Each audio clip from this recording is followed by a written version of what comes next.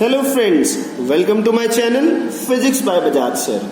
आज मैं आपके साथ स्टैंडर्ड प्लस 1 के लॉज ऑफ मोशन चैप्टर का लेक्चर 2 डिस्कस करने जा रहा हूं, जो कि Newton second law of motion के ऊपर बेस्ड है। तो यहाँ पर सबसे इंपॉर्टेंट चीज आती है कि Newton second law of motion क्या कहता है। जैसे कि हम लेक्चर 1 में डिस्कस कर चुके हैं laws of inertia, that is Newton first law of motion, और इनर्शिया एंड इट्स टाइप्स के बारे में, जहां पे हमने सीखा था force is a measure of inertia या mass is a measure of inertia, right. उसी तरह न्यूटन सेकेंड लॉ में हम क्या करते हैं उसको देखिए।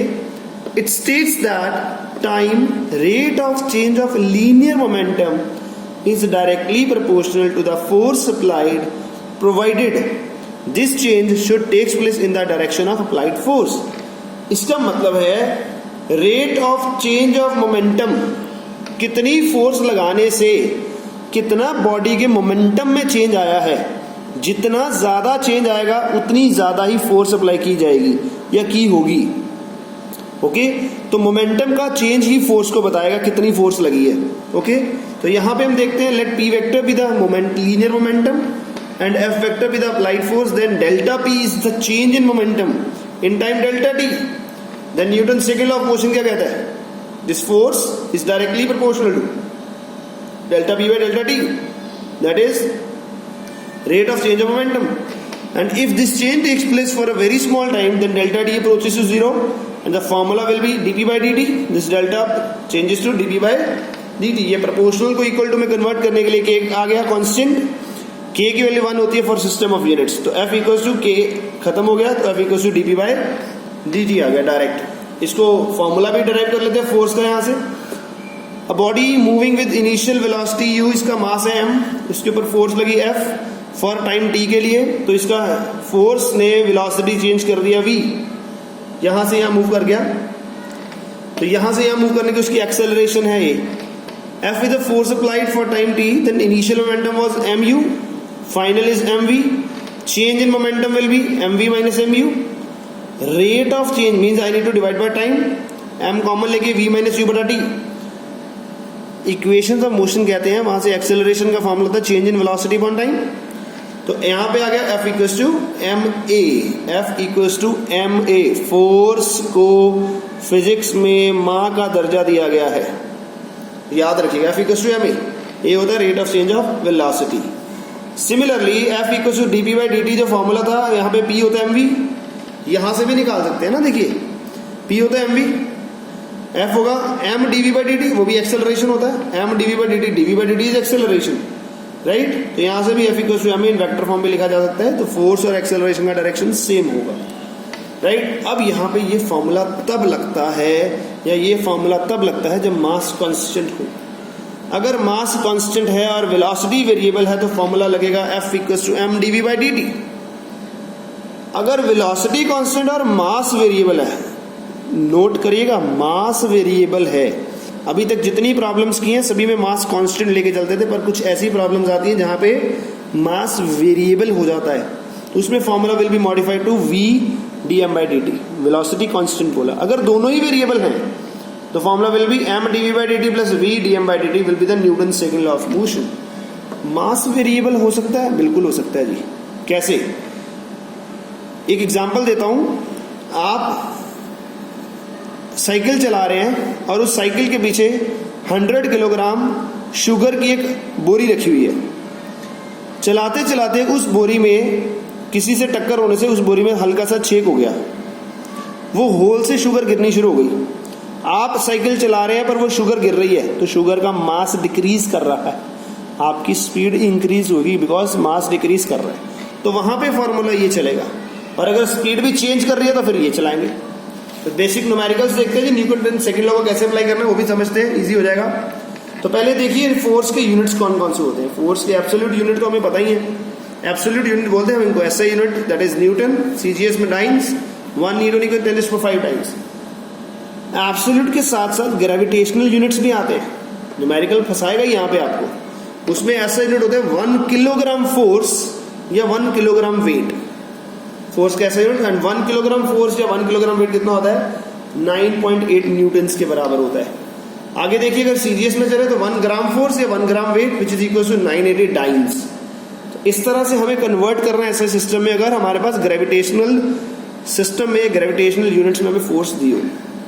एग्जाम्पल देखिए, इजी एग्जाम्पल से स्टार्ट करेंगे, धीरे धीरे डिफिकल्ट करते जाएंगे। A car of mass 1000 kilograms with a move with a velocity of 10 meter per second is acted by a force of 1000 Newton due to its engine। उसको engine आगे खींच रहा है 1000 न्यूटन से, and retarding force of 500 newton due to friction. Friction हमेशा opposite लगती है। What will be the velocity after 10 second? तो सबसे पहला वेलोसिटी निकालने के लिए हमें सबसे पहले क्या चाहिए? We need an acceleration. हमारे पास नेट फोर्स कितना लग रहा है? 1000 इधर को, 500 इधर को, तो नेट कितना बच गया? 500 इधर को। फोर्स इक्वल टू एम होता है, एम हमें गिवन है 1000 किलोग्राम, ए हम निकाल लेंगे, that will be 1/2 metre per second के नेट फोर्स के साथ। जब एक्सेलरेशन आ गई तो v equal to U plus A T, v equal to U plus A T, U पता था, ए पता था, टी निकालती है हमें गिवन है, तो हमने 15 metre per second is the final velocity after 10 seconds equal. ठीक है जी। A force of 72 newton is acting on a body at an angle of 60 degree with it. Find an acceleration produced in the body if its mass is 9 kilogram and body move horizontally। 72 newton का force लगा इस 9 kilogram body के ऊपर at an angle of 60 degree. तो ये component break किए, component break किए, एक इधर लेके जाएगा, एक ऊपर को उठाएगा। ऊपर वाली चीज को वेट ने बैलेंस कर दिया नीचे को, बट ये चीज इसको आगे लेके जा रही है। तो 72 cos 60 will be the force. Mass हमें गिवन है, फोर्स गिवन है, मास गिवन है, एक्सेलरेशन हम निकाल सकते हैं F इक्वल्स टू, यहां से पहले हमने इसका हॉरिजॉन्टली कंपोनेंट निकाला, that is 36 newton. Acceleration will be F by m, या हम एक्सेलरेशन को ऐसे भी लिख सकते थे, A equals to F cos 60 बटा m, राइट। तो यहां से हमने एक्सेलरेशन निकाली, that is 4 metre per second square. Next question बड़ा इंपॉर्टेंट है। Bullet of mass 40 gram is moving with velocity of 90 metre per second, enters a heavy wooden block and is stopped after penetrating a distance of 60 centimetre in the block. What is the average retarding force applied by the block on the bullet? यहां से bullet आ रही है 90 metre per second से, यहां पे इसके अंदर penetrate करती है, इसके वुडन ब्लॉक के साथ टकराती है और 60 सेंटीमीटर के बाद जाके रुक जाती है। रुक गई तो फाइनल वेलोसिटी 0, इनिशियल गिवन है, डिस्टेंस गिवन है, तो we can find the acceleration. Acceleration से फोर्स निकाल सकते हैं बिकॉज एम से। ओके जी, acceleration will be given by v square minus u square equals to s। Final 0 था, इसको सॉल्व करके हमारे पास एक्सेलरेशन दैट इज रिटार्डिंग है तो नेगेटिव आएगी, -6750 मीटर पर सेकंड स्क्वायर, बहुत ज्यादा एक्सेलरेशन है। मास हमें गिवन था दैट इज 40 ग्राम, हमने इसको सॉल्व किया तो फोर्स रिटार्डिंग कितनी आई? -270 न्यूटन। अगर फोर्स देखोगे माइनस आ रही है तो ऑपोजिट में लग रही है तो रोक दिया, अगर रिटार्डिंग लिखोगे तो माइनस लिखने की जरूरत नहीं होती है। Retarding force will be 270 Newton.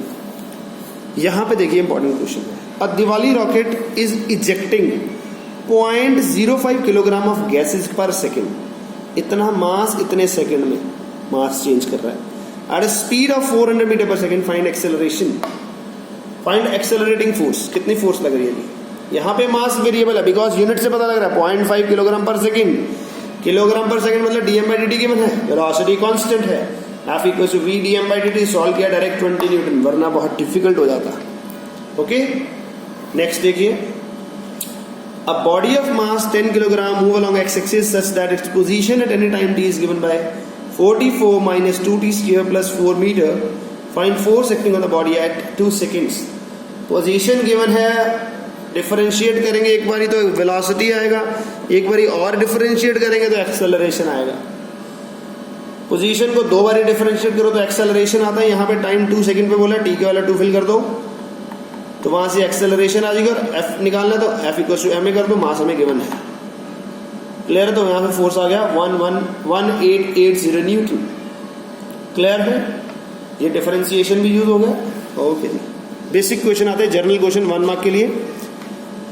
Conceptual question है। Can a body remain at rest even if forces are acting on it? Body rest पे ही रहे और उसके ऊपर फोर्सेज भी लग रही है? Answer is yes. जब उसके ऊपर बैलेंस फोर्सेस लगती हैं तो बॉडी के स्टेट चेंज नहीं करता है। Can a body remain in motion when no force is acting on it? Answer is again yes. When body move with uniform velocity, uniform velocity में एक्सेलरेशन 0 होता है, एक्सेलरेशन 0 तो फोर्स भी 0। The body move in a straight line, ये body तभी move करेगा। Okay, I hope आपको ये लेक्चर समझ आ गया। Thanks for watching, god bless you.